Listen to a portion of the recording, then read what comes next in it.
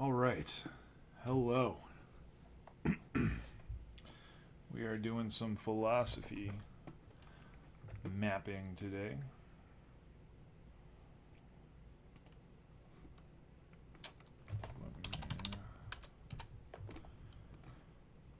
Let me pull up my Obsidian Vault.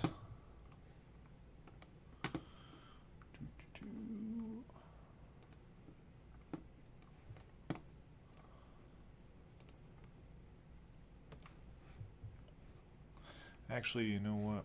I'm going to make sure I've got this clock up, because I'm going to need it when we take a break. All right, let me check one thing real quick.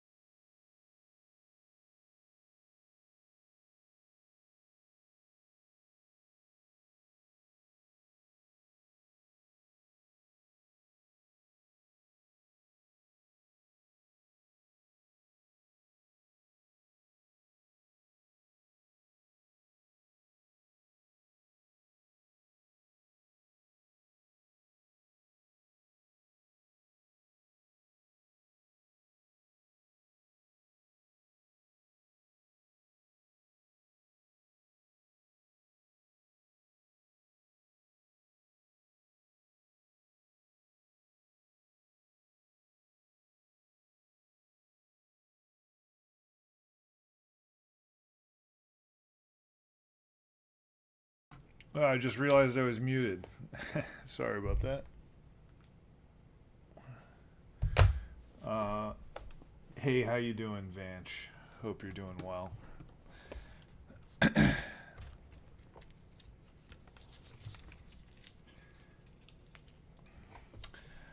Yeah, let me know if you can hear me now. Just let me know in the chat. I know I'm a little bit delayed, so I'll give it a couple seconds before I keep going, just to make sure you can hear me.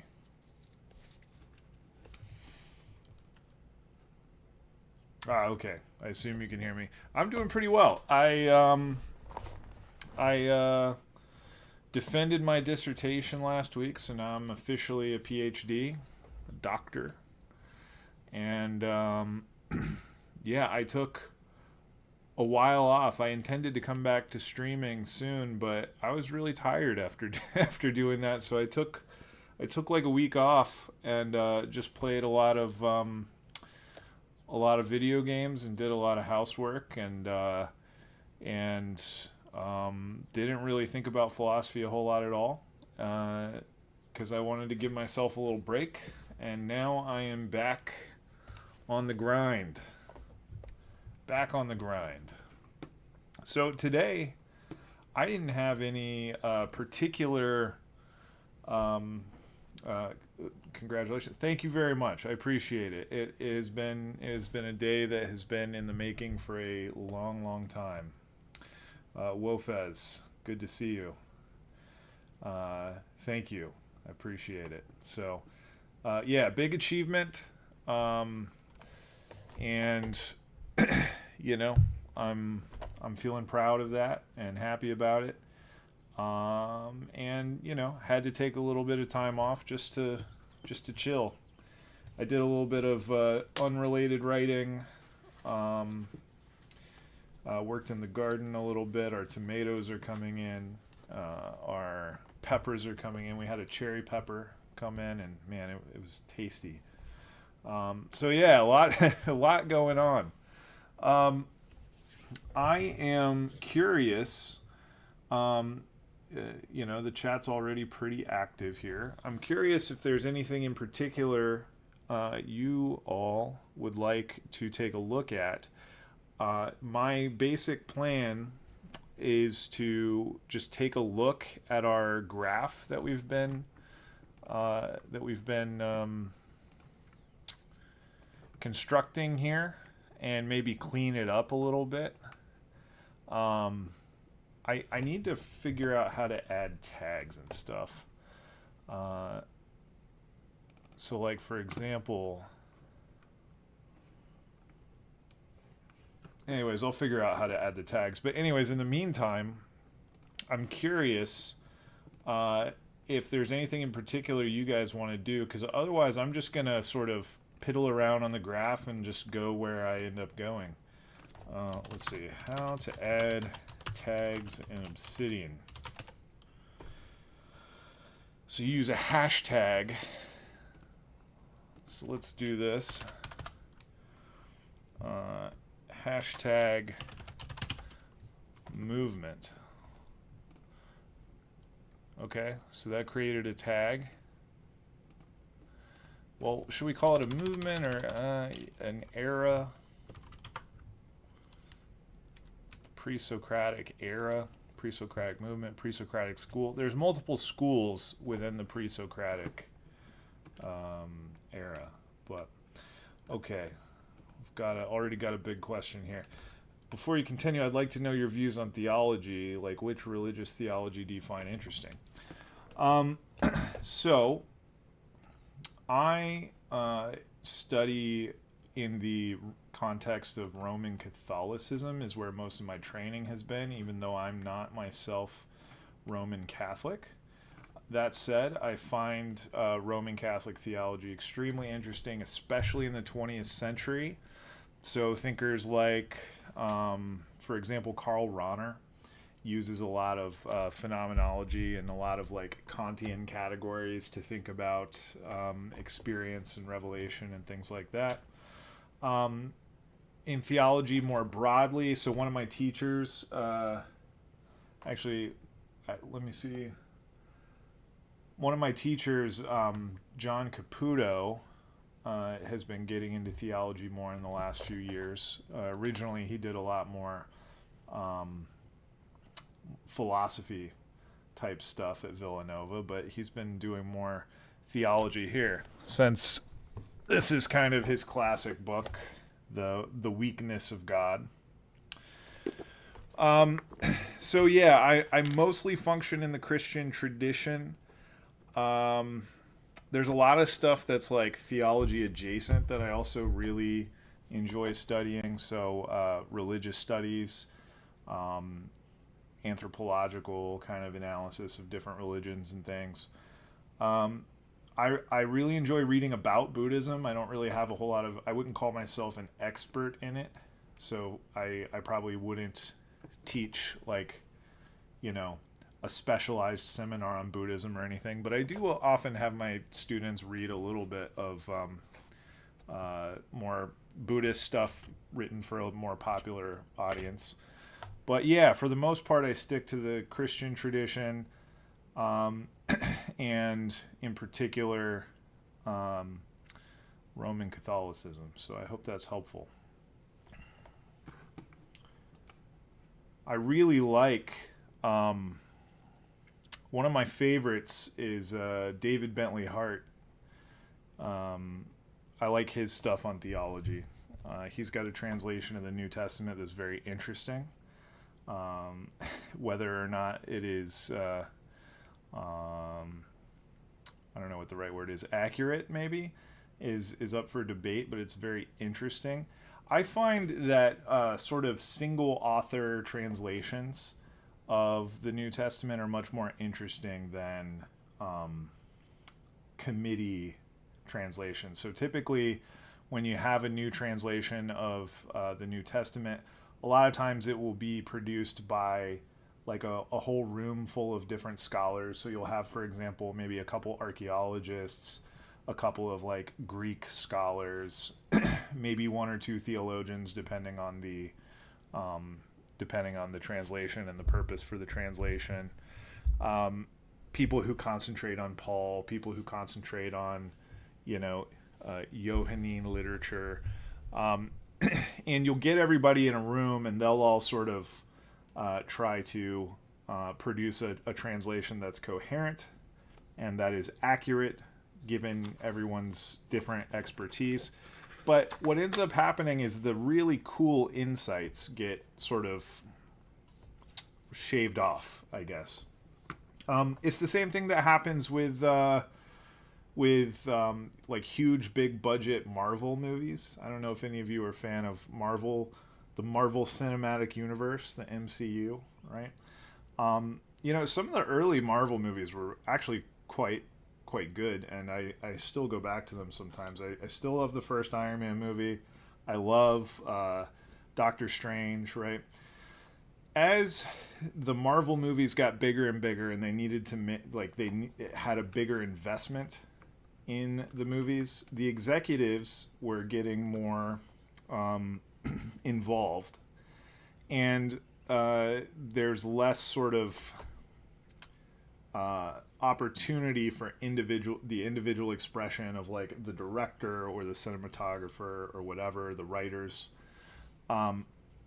and you notice that after a while the Marvel movies start to become a little bit samey, a little bit formulaic.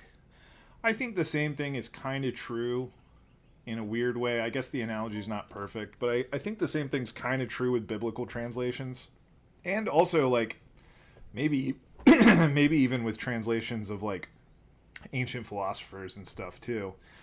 That, you know, if you go in with this, so for David Bentley Hart, for example, there's a few terms that he thinks are constantly leading us to misinterpret a lot of stuff in the New Testament. He's going to interpret them he's going to translate them in very, like, we would consider very strange ways that would not make it through a committee, right? So anyways, that's a long rambling answer, but I hope that addressed your curiosity. I'm curious, are you a interested in theology? Do you study out of any particular tradition? Let me know. I'm gonna keep moving here on this map, but I'll keep an eye on the chat.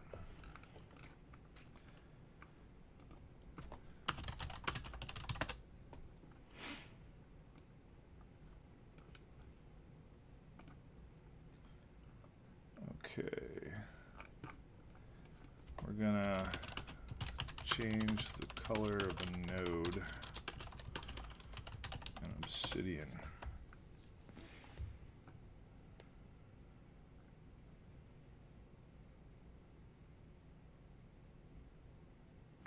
So we create groups.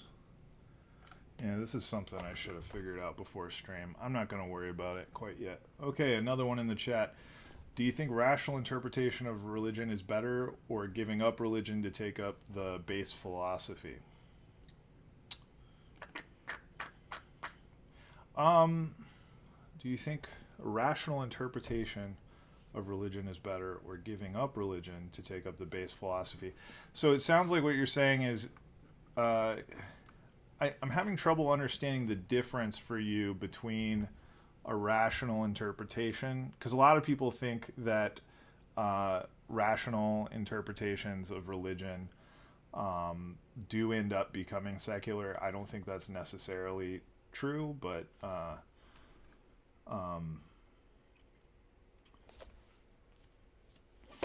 I don't think you can give up. I don't think it's possible necessarily to completely separate religion and philosophy.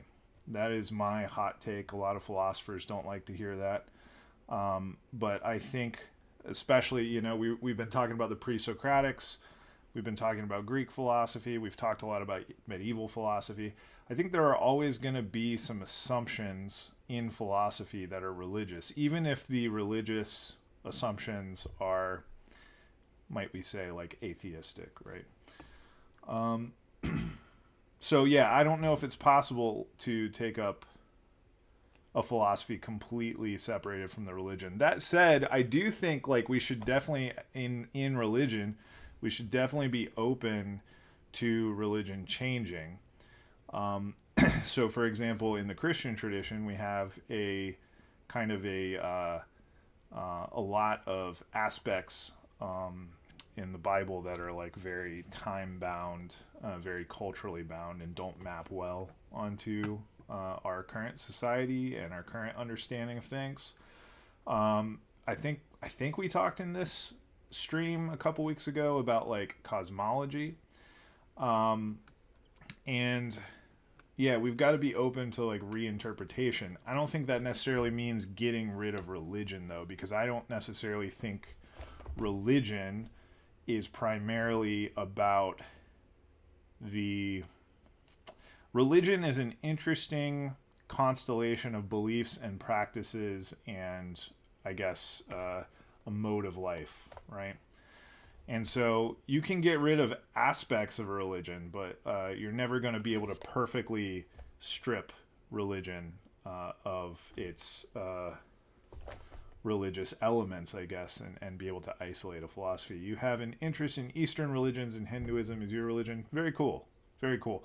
I've read very little in the Hindu area of things. I know a little bit about Advaita Vedanta, which I find really fascinating. There's the sort of like non-dual stuff, but my knowledge there is really surface level. What Eastern religions in particular? I'm curious.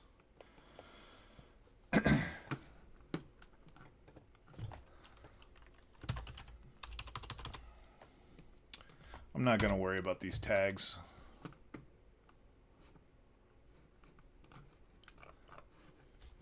Oh, you know what we should do? I have a video I've been cooking up for a long time, and I really hope I get to actually make it this week at some point.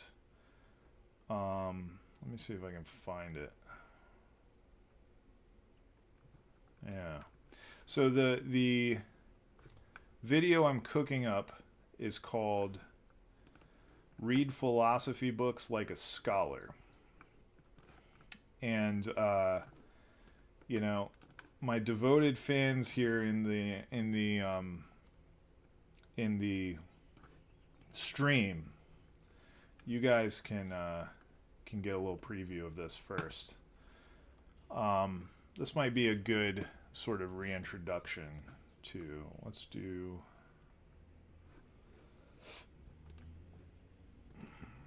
yeah, let's do this. This is the script I'm working on right now.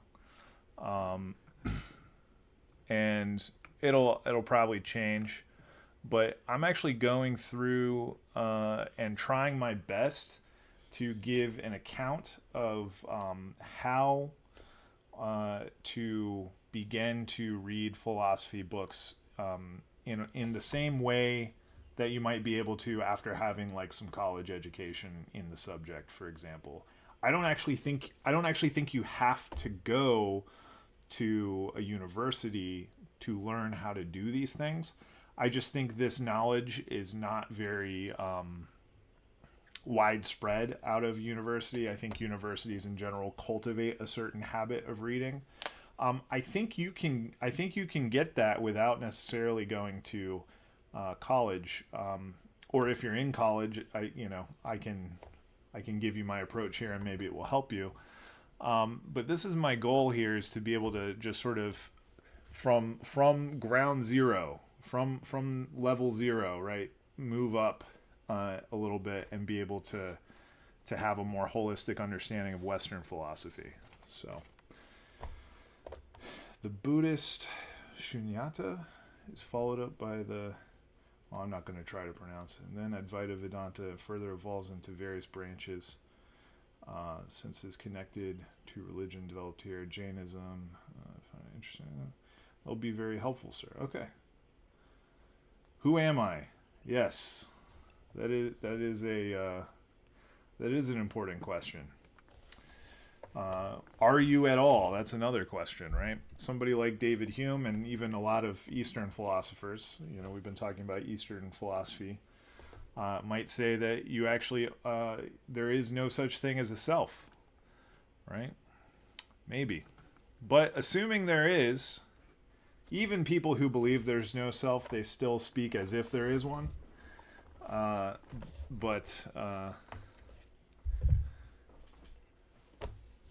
Who am I?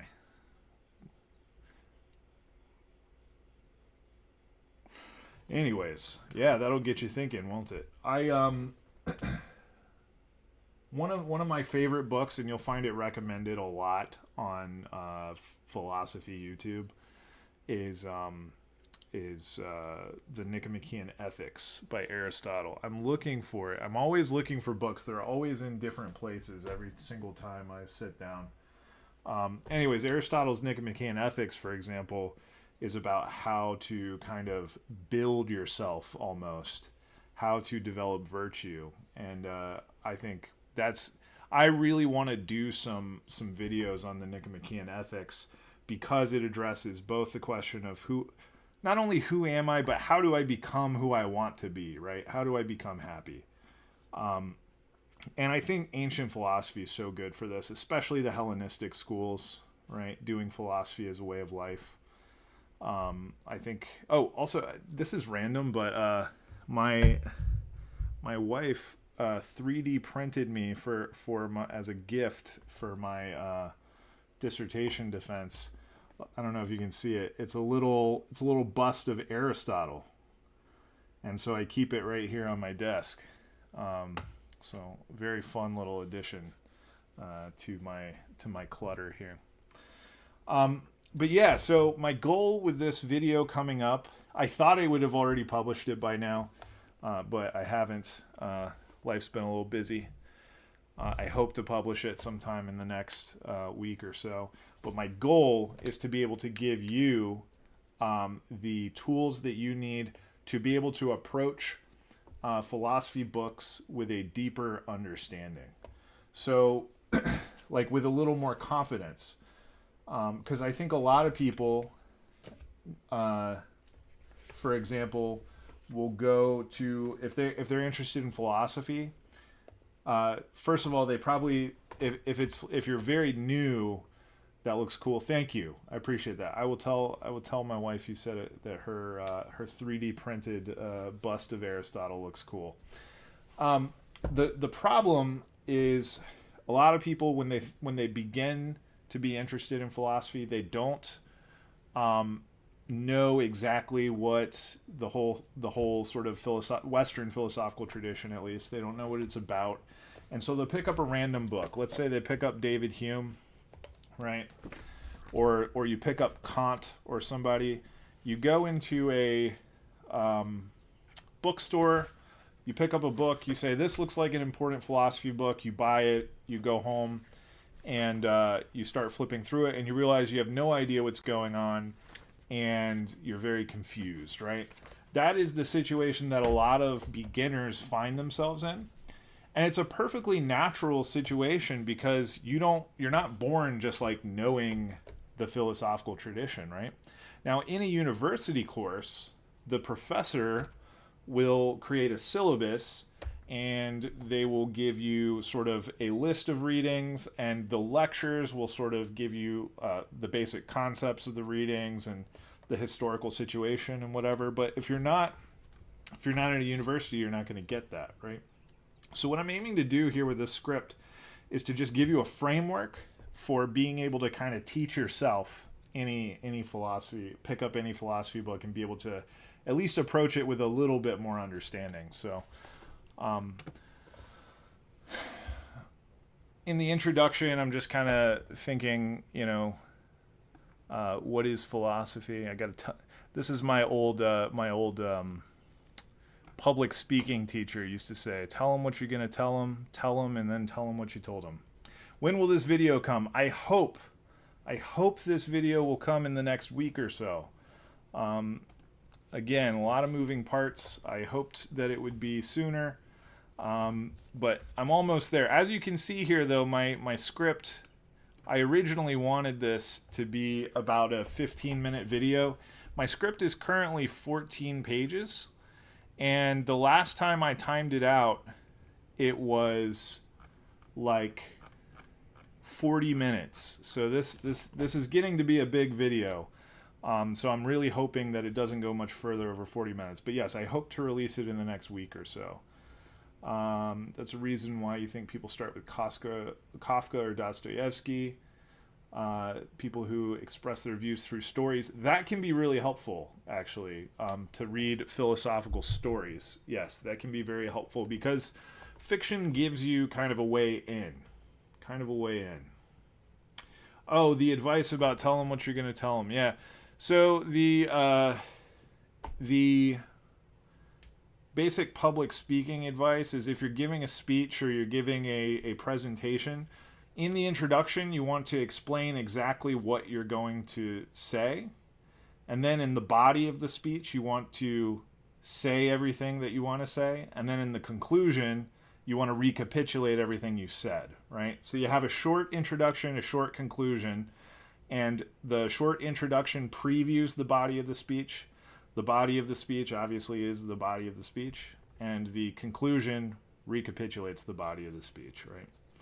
So that's so that people who are listening to you can understand what you're saying through repetition. So you're going to give your most powerful arguments, hopefully, in the body of your speech, but you still need to be mentioning your your various points a few times so that people can actually retain what you're saying. Yeah. So I haven't written this part yet. That's why it's in red. But I kind of go through like what are some of these philosophical questions? Like, for example, does God exist is a philosophical question, right? That's metaphysics. Same thing about the question of do we have free will?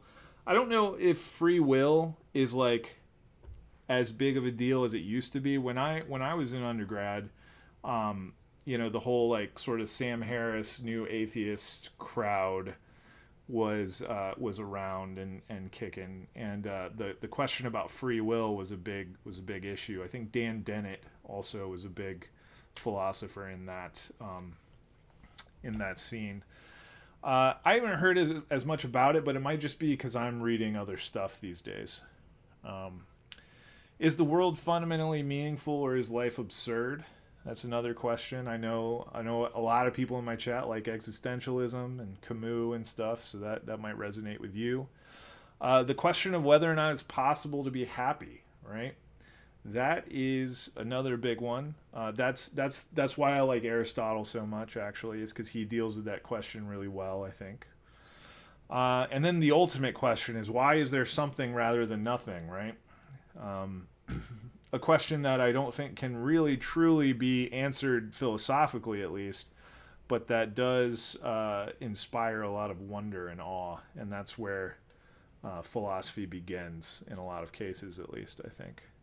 So I think everybody asks these questions at some point in their life. Whether you're a philosopher or not, you do end up asking philosophical questions at some point, right? It's like a little kid who asks why about everything. I think kids are naturally just very philosophical. And we learn not to be philosophical because our parents and our teachers and stuff get frustrated with us, and they don't know the answers to to a lot of those questions either, right? But it's at least here in the United States. So I'm in the U.S. People don't receive the basic resources to understand the history of Western philosophy. It's not taught in our public schools. It's not like most liberal arts colleges will make you take a philosophy course, but a lot of people can't go to a liberal arts college to learn this stuff, right? So, goodness gracious, I've been at this for 15 years, studying since my undergraduate education, and I've taught a few courses, so that's what I'm aiming to unpack here. I talk a little bit about what actually is philosophy, right? I'll skip that for now. I have a little more fleshing out to do. But I do want to pause here over these caveats. My first caveat is that this is just my method. I think it's a good method. I think it is a helpful method. I think a lot of people could use this to help to help sort of boost their study and comprehension of philosophical texts, but it's certainly not the only way to do it. It won't be right for everybody. Some people might just want to pick up books that they don't need to know history in order to read, right? And there's a lot of philosophy books out there that you can just pick up, and they're contemporary, and they're written in language that's easy to understand, and you don't necessarily need to be bringing a whole sort of apparatus of the history of philosophy in order to understand it. And that's great, and you can do that. This video is not for those type of books, right? There are a lot of books. I'm talking more about books like, for example, picking up like, the pre-Socratic philosophers, for example, separated by a lot of time from our current situation. Plato, Aristotle, medieval philosophy, early modern philosophy, stuff like that. You can still probably pick up those books and understand a lot of them, but you might not get the whole context without sort of a broad history of philosophy. So my point here is, if this approach resonates with you and you do decide to give it a shot, then you want to give it an actual shot. There will be places in your study of philosophy that are difficult, and you should try to push through them at least for a while, just to see what the payoff is like, because there will eventually be a payoff. And then this is the big caveat here. There's a word of caution. Scholarly research has its own problems, its own dangers, right? I could probably make a separate video, and maybe one day I'll make a separate video that is called "Don't Read Philosophy Books Like a Scholar," right? Because scholarship, right, researching history and footnotes and different interpretations and things, that can become its own distraction from doing philosophy. And this is something that Kierkegaard writes about a lot, that scholarship can actually get in the way of, like one of the chatters earlier said, asking the question of who you are and what you ought to do with your life, right? So ultimately, scholarship, if you're wanting to do philosophy, scholarship should be opening up new philosophical texts for you to be able to actually do philosophy. Scholarship shouldn't necessarily be an end in itself. So I guess the thing I say here is if you find yourself going down tons of rabbit holes and it's distracting you from actually like reading philosophical books, right, then take a step back, right? Part of reading philosophy like a scholar is knowing when to drill down and when to move on. And that, to be honest with you, that's something that just comes with a lot of experience. But you got to start somewhere, right?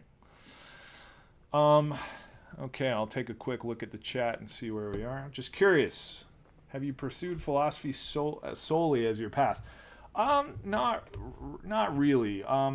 So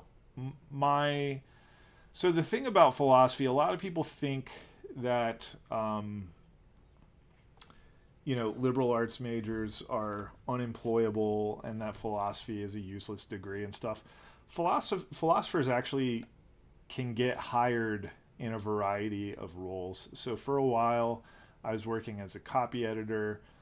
For a while, I did a little bit of stuff in artificial intelligence. And I've also, done some part-time teaching and stuff on the side. So I've got quite a few things. I've got quite a few paths open to me if the philosophy gig, either on YouTube or at a university or whatever, if it doesn't work out, I've got experience in a few different places. So I try to keep my options pretty open because the job market is brutal in academia, as you can probably imagine. It's also not great in any other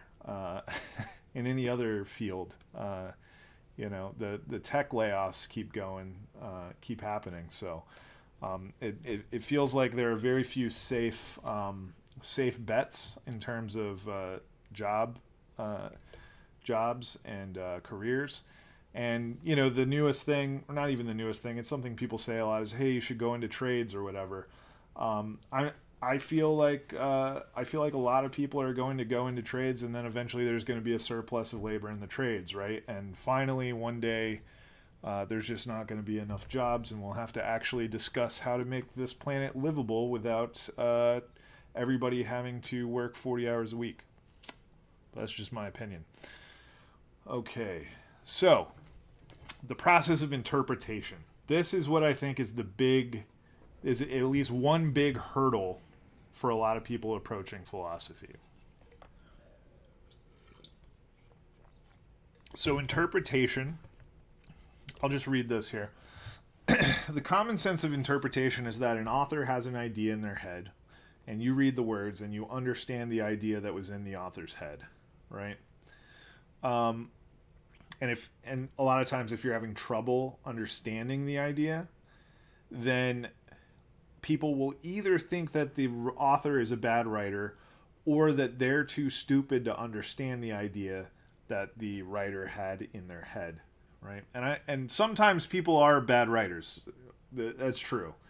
But I don't think I think very rare. I don't think it's ever really the case that somebody just is incapable of understanding a text. It's just that you don't have the correct context. But this common sense understanding of interpretation, I think, is wrong. And it can be really discouraging because people think they should just be able to pick up a book and understand the words. And if they can understand the words, they can understand the idea that the author had in their head, right? If you approach reading like that, you'll be kind of discouraged, I think, because you're not going to necessarily understand the words right off the bat. So the question is, if interpretation doesn't work that way, which I don't think it does, how does it actually work? So I talk about a field called hermeneutics. Some of you may have heard this term, hermeneutics. It's basically the branch of theory that thinks about the process of interpretation. Originally, hermeneutics, at least in the Western tradition, was devoted to like the process of biblical interpretation. So, pastors and theologians and things would people like that would have a process that they would use to interpret the words of scriptures, and eventually it made its way sort of into the philosophical questions. And especially in the 20th century, you have like Heidegger and Gadamer, especially, really took up this question of interpretation. And you have this branch of philosophy in the 20th century called hermeneutic phenomenology, which phenomenology, so again, for those of you who do read a lot of existentialism, phenomenology is very closely related to existentialism. Phenomenology just means the study of consciousness and experience. Edmund Husserl is the sort of founder of phenomenology. And hermeneutic phenomenology deals with the role that interpretation plays in our experience, right? So again, I talk about Heidegger, Gadamer, Ricoeur. They all think that that hermeneutics are central. Bear Blue, my favorite streamer. Yeah, good to see you. So I want to say, so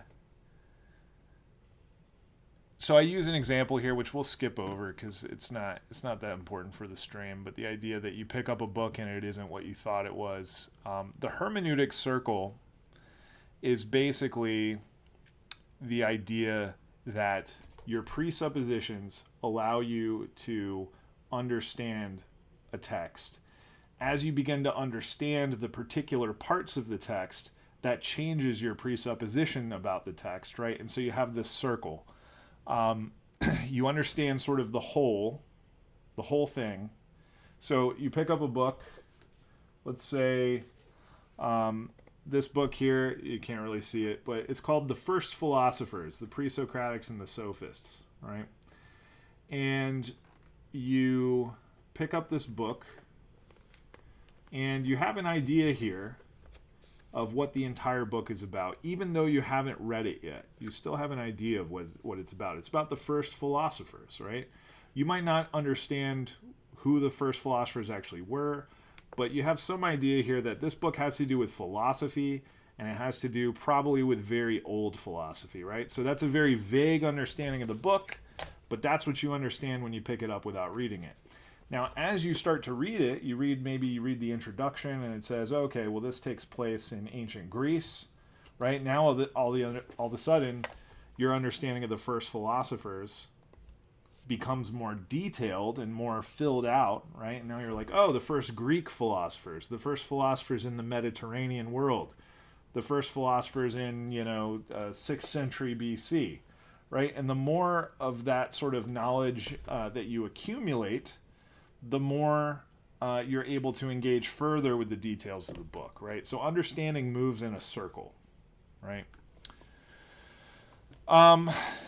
So there's a distinction here between like what I'm calling a breezy work of commercial fiction, right? Something you would take to the beach, right? If you pick up a novel that's written for to take to the beach and relax, it's generally written so that you don't have to do a lot of work to interpret it. Philosophy books tend to require a lot of work, right? It tends to require a lot of interpretation, and it's a very different type of reading than most people are used to. So,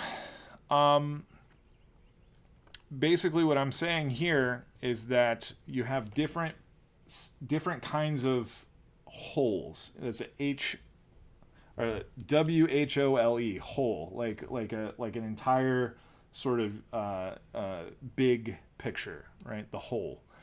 And what I'm suggesting is that the history of philosophy is the sort of whole that you need to have some kind of understanding of before you go into any particular part, right? And so what I aim to do in the video then is give a very quick history of philosophy that will orient you to to the history of philosophy, you could pick up any text and you could sort of kind of understand the kind of questions and concerns that are going to be animating the text. So I go through the pre-Socratic era, the classical period. We talk about Socrates, Plato, Aristotle. Then we go into we spend quite a while on Aristotle, actually. Talk about Stoicism and Epicureanism. We talk about early Christian philosophy, so Augustine. Then we go into medieval philosophy. And I just pick out like one or two basic concepts or arguments from each figure that I see, that I list here, just to give you sort of a big picture idea, right?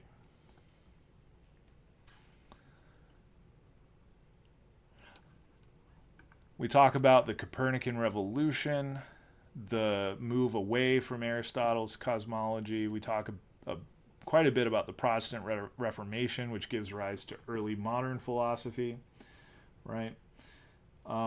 So we go through quite a few, and this is going to be the bulk, I guess, of this video, is sort of a overview of the history of philosophy. And then I'm going to talk a little bit about secondary literature, and then give a quick strategy for studying philosophy. So that is what I'm cooking up right now. And let's see.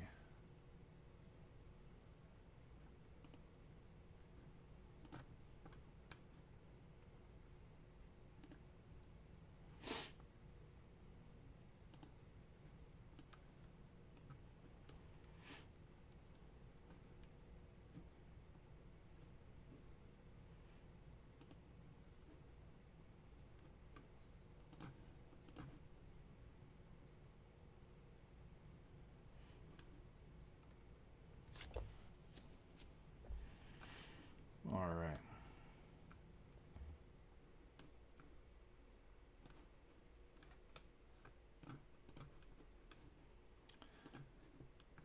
All right, how we doing? How's everybody in the chat?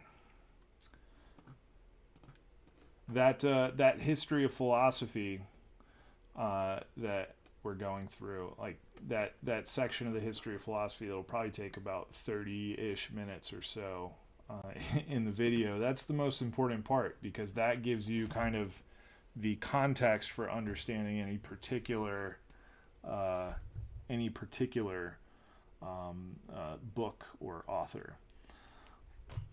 That brings me to what I think should be our first little break. Bear Blue, fantastic.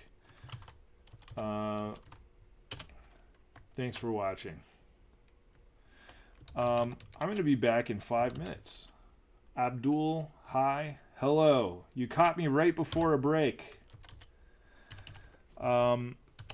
We've been talking about the history of philosophy. We've been talking about a script I'm working on for a video that should come out in hopefully a week or so. And I'm going to take a 5-minute break, because I'm not like those other streamers. I can't sit for 8 hours without stopping. I'll be back in 5, and we can keep going through whatever questions y'all have about philosophy. So during the break, if you want to drop any questions in the chat, go for it, and I'll address as many as I can when I get back. I don't have a big plan for today. I just wanted to sort of fill out a little bit of the map here. I'll super chat if you don't take a break. I don't think I'm even eligible for super chats. I don't think I'm monetized. So yeah, it's enticing, but sorry to disappoint you. I'll be back in 5 minutes. Let me leave you with some entertainment, though. I don't want you to be bored. Let me get a drum machine going for you. we go.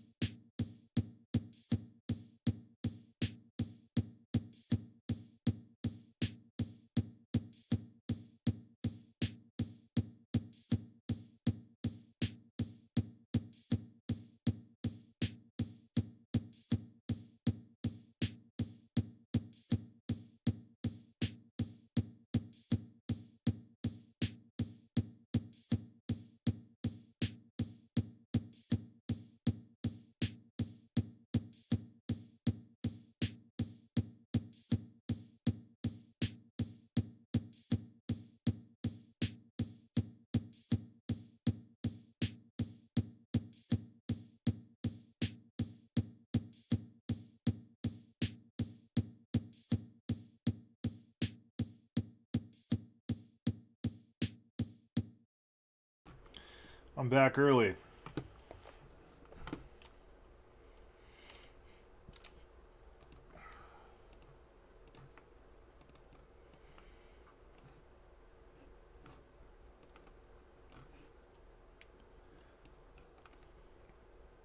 All right. How we doing here? I like Khalil Gibran. You know what? I have never actually studied Khalil Gibran. What do you like about him, Abdul? Tell me.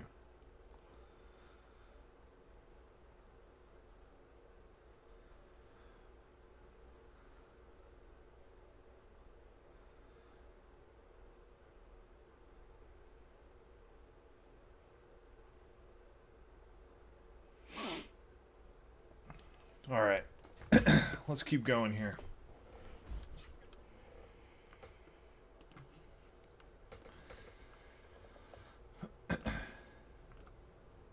So, studying philosophy is about understanding the context in which philosophy is working, and then understanding the individual parts, and then understanding the context again, right?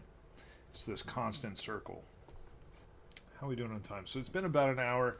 I'll probably go maybe another 20 or 30 minutes. I got to keep it short today, unfortunately. But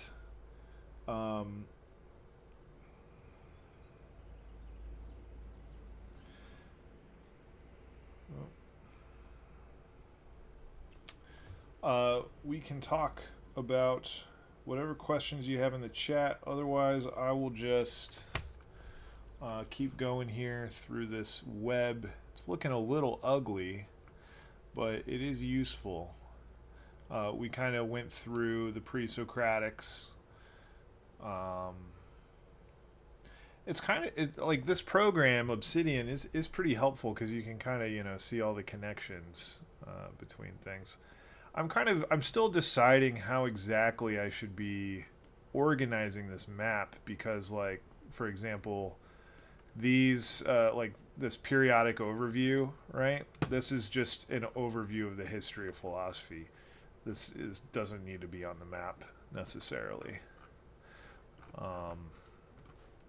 Same thing with the hermeneutic circle. This is a concept. I guess once we get into the 20th century and stuff, this will be more relevant.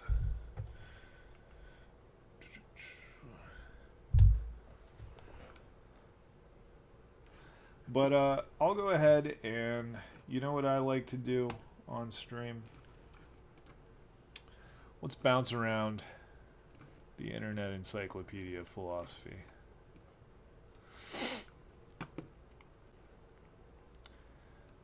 What letter should we do? I'm going to close my eyes and pick P. Ooh, panpsychism. I've been thinking about panpsychism lately.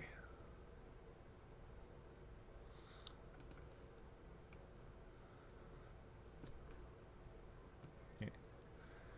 Let's do it. Let's do some panpsychism.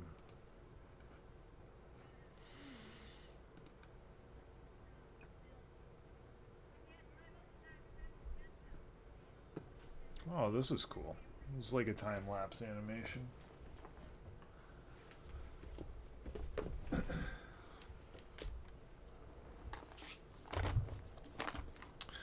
All right, let's do... How the heck do I make a new note?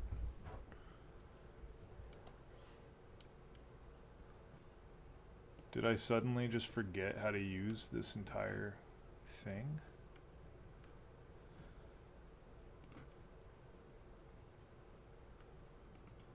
So there's a graph view. Oh, I had the tags on.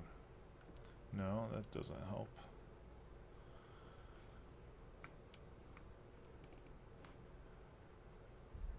What the heck?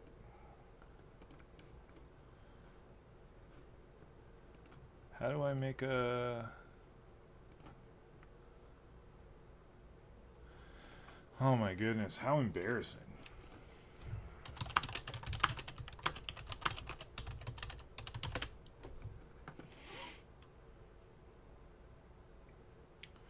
So it says go control in.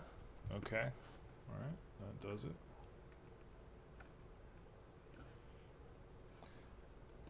All right. Let's do some panpsychism.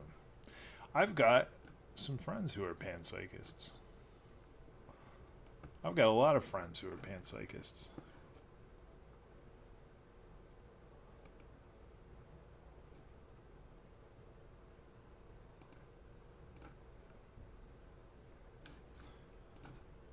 All right.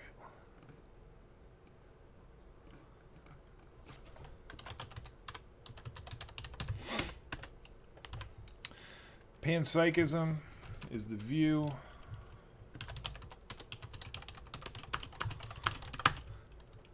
all things have mind or a mind-like quality.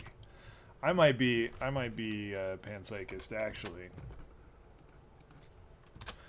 Let's get our source here.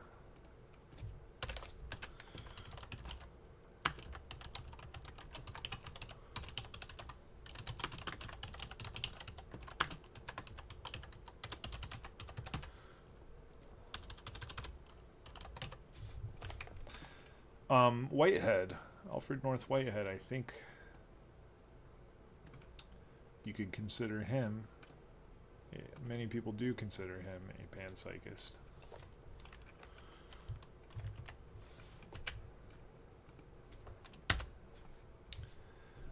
All right.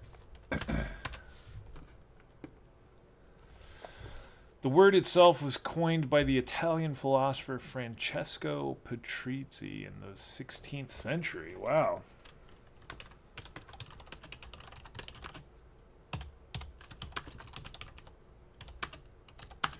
I'm going to go ahead and put a bracket here because we might return to this guy eventually. It derives from two Greek words, pan, all, and suke, soul or mind. This definition is quite general and raises two immediate questions. What does one mean by all things, and what does one mean by mind?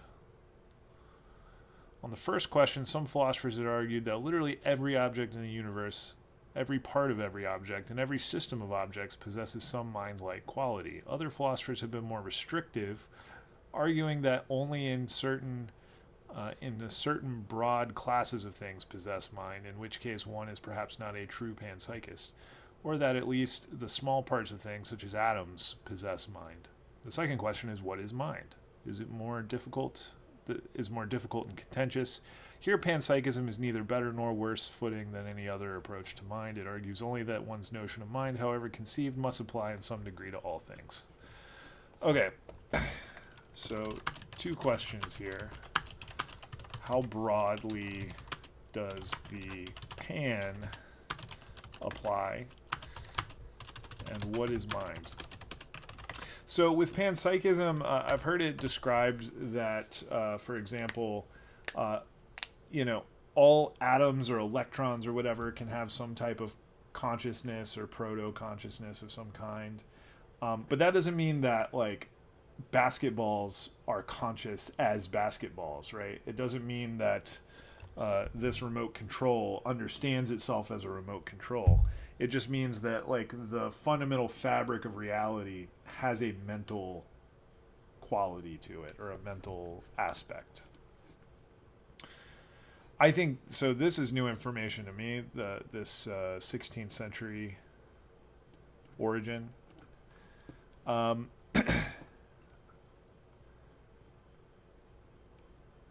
The panpsychist conception of mind must be sufficiently broad to plausibly encompass humans and non-human objects as well. That makes sense to me. I mean, I think lots of things have minds. They don't have to be human, right?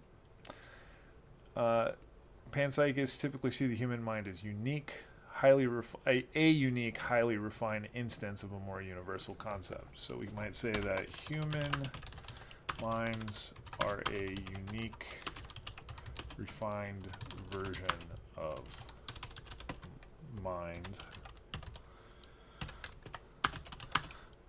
but mind applies generally to all things. That's close enough. It's the main point. They argue that mind, say in lower animals, plants, or rocks, is neither as sophisticated nor complex as that as human beings. Maybe. I mean, there's some very smart animals out there. But this in turn raises questions. What is the common mental quality or qualities shared by these things? Why should we call such qualities mental in the first place? Panpsychism is not a formal theory of mind. It is a conjecture about how widespread the phenomenon of mind is in the universe. That's a nice little quote.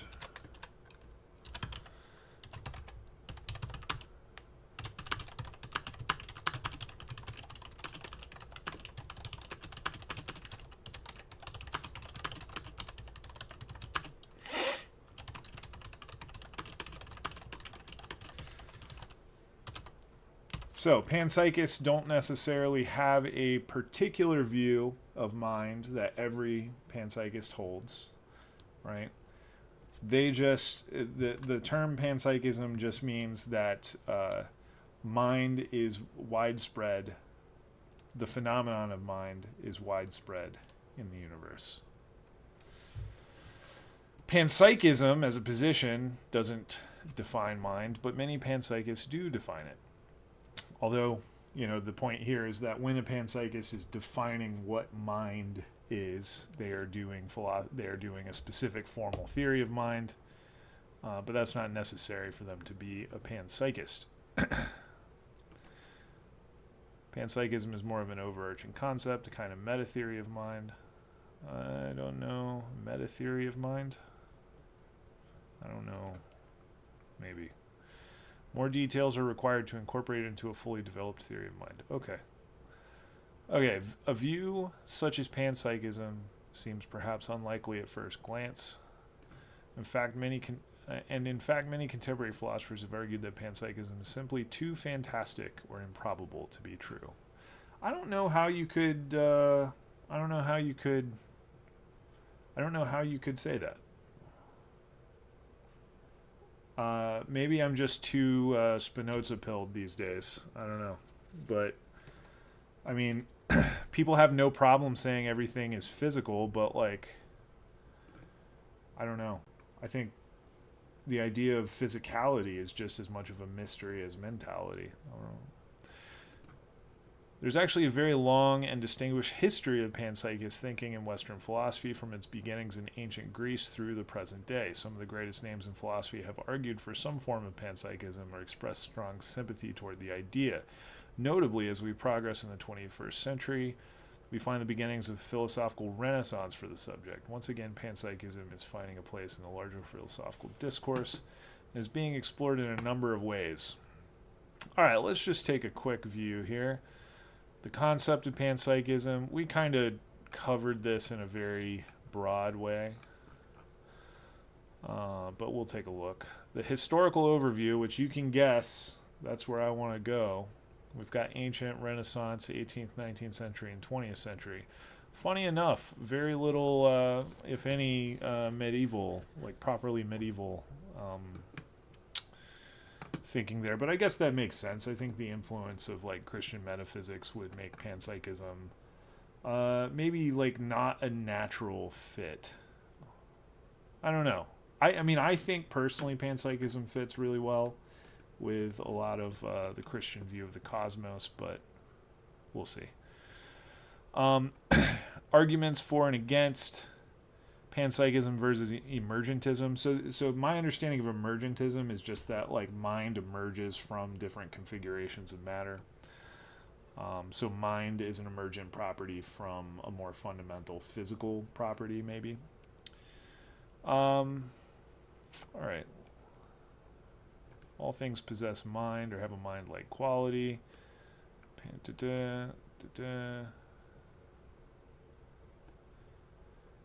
Panpsychism needs to be distinguished from some closely related concepts: animism, hylozoism, pantheism, panentheism, and panexperientialism. Okay, well, if we're going to get nitty-gritty, I might fall into one of these camps more than a panpsychist camp. Let's see.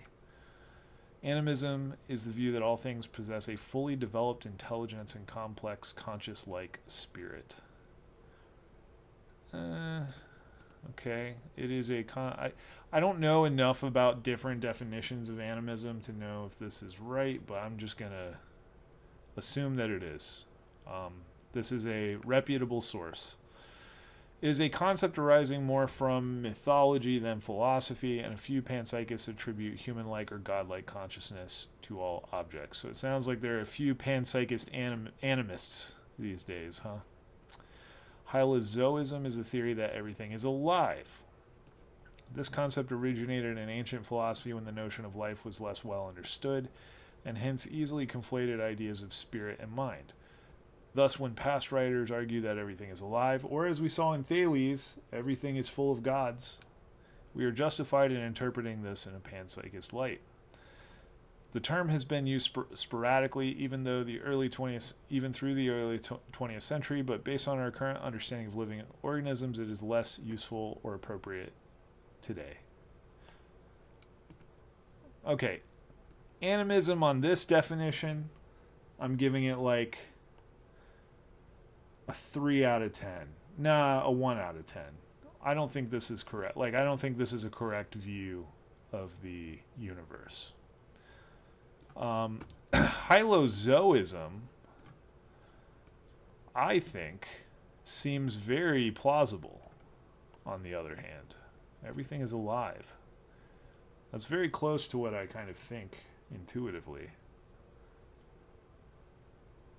But based on our current understandings of living organisms, it's less useful or appropriate today. This is what I want to know. What is it about our current understanding of organisms that makes hylozoism less appropriate? I'm going to ask this question down here.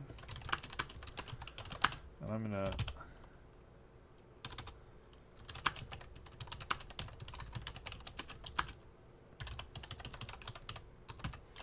that'll give me a new note, and then maybe one day I'll remember to return to this.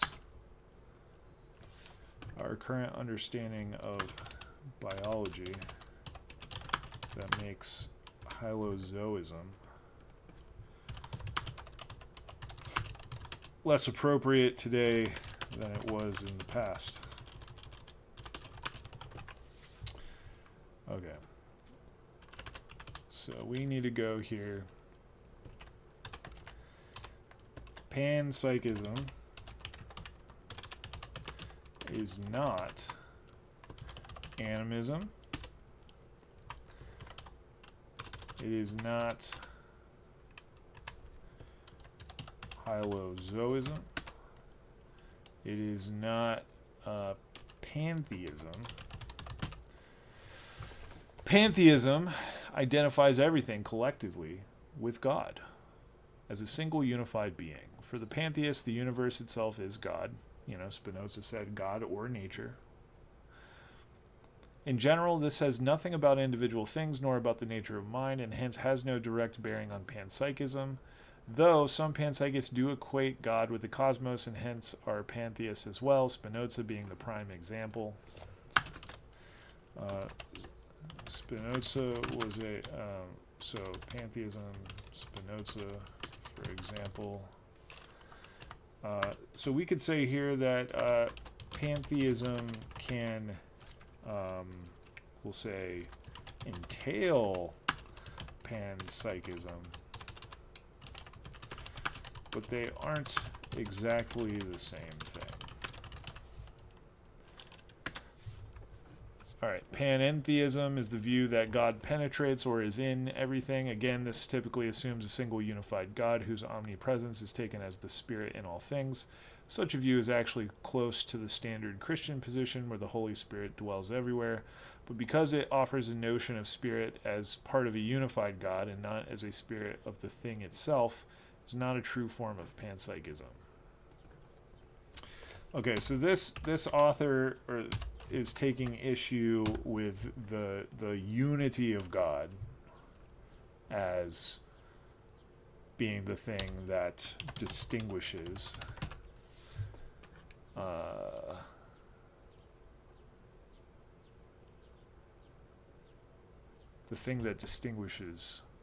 panentheism from panpsychism. We don't need to make full sense of that quite yet. I'll come back to it one day. Pan-experientialism.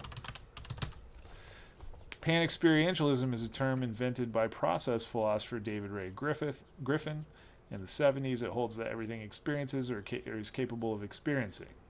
I think, yeah, okay. This is a little nitty-gritty kind of distinction here.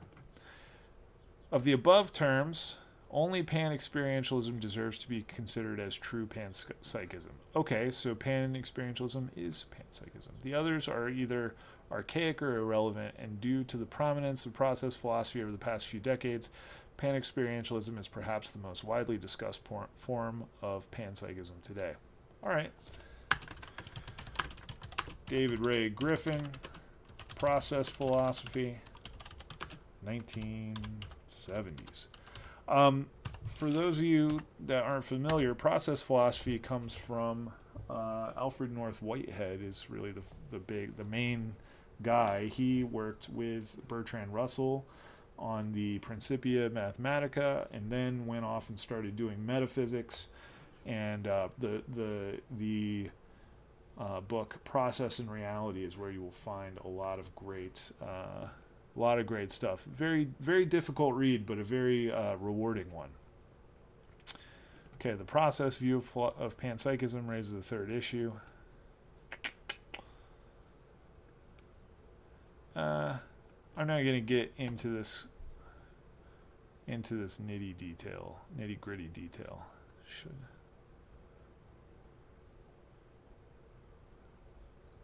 Okay, let's look at the history.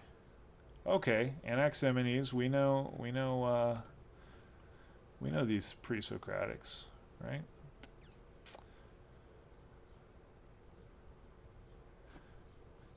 Anaximenes put forth that air is the underlying arche, ruling principle. Pneuma has a number of related meanings.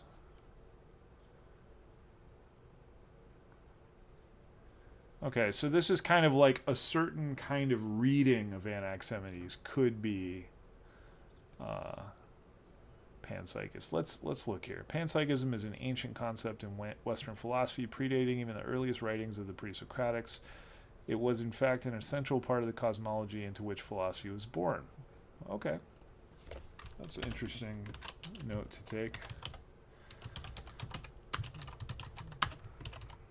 I'm putting this in quotes because I'm not sure if I agree.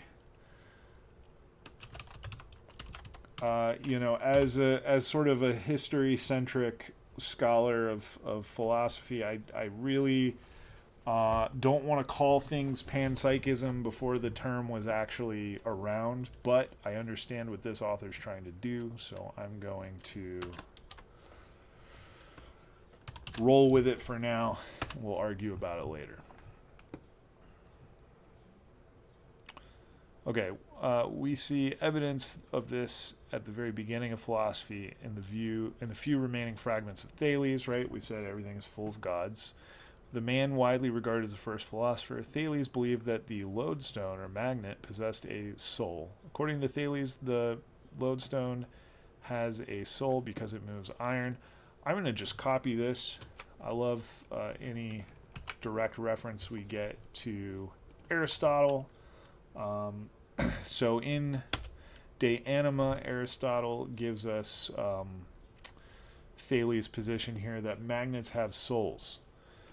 Furthermore, the power of the lodestone was seen as a particularly powerful manifestation of a divine animate quality shared by all things.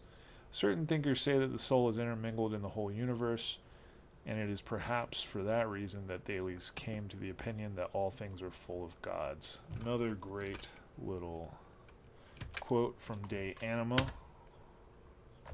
on the soul. So we talk about Anaximenes, Heraclitus. Fire is associated with life energy. The thinking faculty is common to all.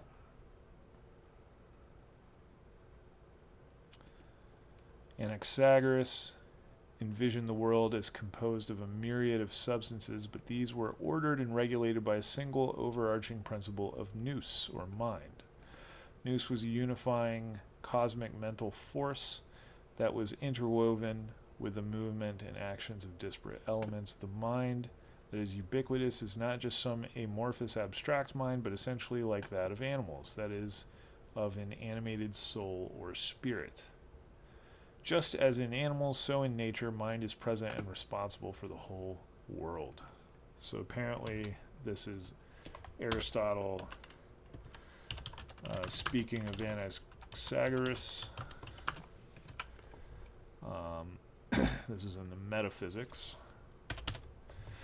For those of you who are interested in studying philosophy on your own, what I'm doing right now is just sort of building a knowledge base on this issue, and I'm making sure that I'm taking notes on some references so I can go back and, next time I'm reading through Aristotle, because I'm not studying panpsychism all the time, but next time I'm reading through Aristotle, I might be able to pause over these chapters and think about how the concept of panpsychism might shed light on what's going on here in the pre-Socratics, or how the concept of panpsychism might just be a bad fit for interpreting those texts. Who knows? Of special note is the thinking of Empedocles. He invented the four-element worldview of the cosmos: fire, air, water, and earth, that held for nearly 2 millennia. All things, including Suke, were composed of these four substances. Further, the elements themselves were seen as ensouled. Empedocles says that the soul is composed of all elements, and that each of them actually is a soul. These elements were presided over by two animate forces, love and strife. Hence, panpsychism was central to Empedocles' worldview. See, these are the statements I kind of bristle at a little bit. Panpsychism was not central to Empedocles' worldview. I'm not gonna. I'll let it go for now. Okay. It was in fact fundamental to Empedocles' whole system that there is no distinction between animate and inanimate, and everything has some degree of awareness and power of discrimination. Perhaps the clearest indication here comes from fragment 3. All things have the power of thought. Okay, very good. So let's pull some of these quotes here. So Empedocles seems especially important.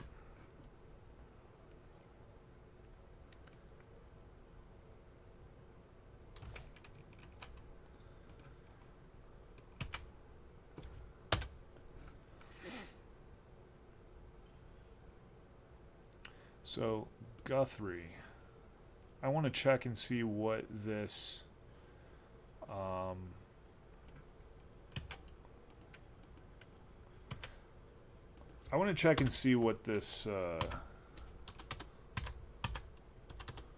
heck. I want to see what this reference is.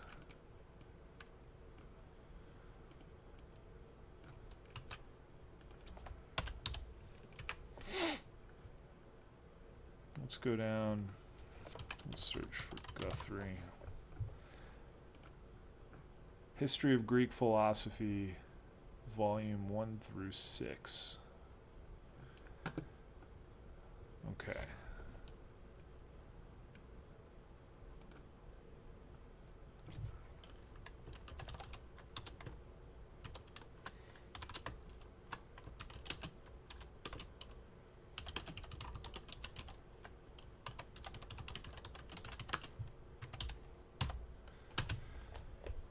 I'll have to check that out.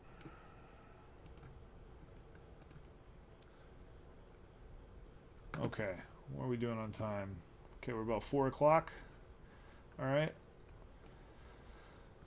I think that'll wrap it up for now. We've gotten through the pre-Socratic view, like a sort of panpsychist interpretation of the pre-Socratics, I guess, would be the way that I would put it here. Got some good stuff to go take a look at. This has been a nice little stream. Thank you all for joining. I am going to log off, and I'll be back later this week. I don't think I'll be on tomorrow. Will probably be on Thursday. I may or may not be on Friday. I've got some stuff I got to do on Friday. So, one or two streams this week, and then we'll have some more next week. So, thank you all. I hope you have a good rest of your day and a good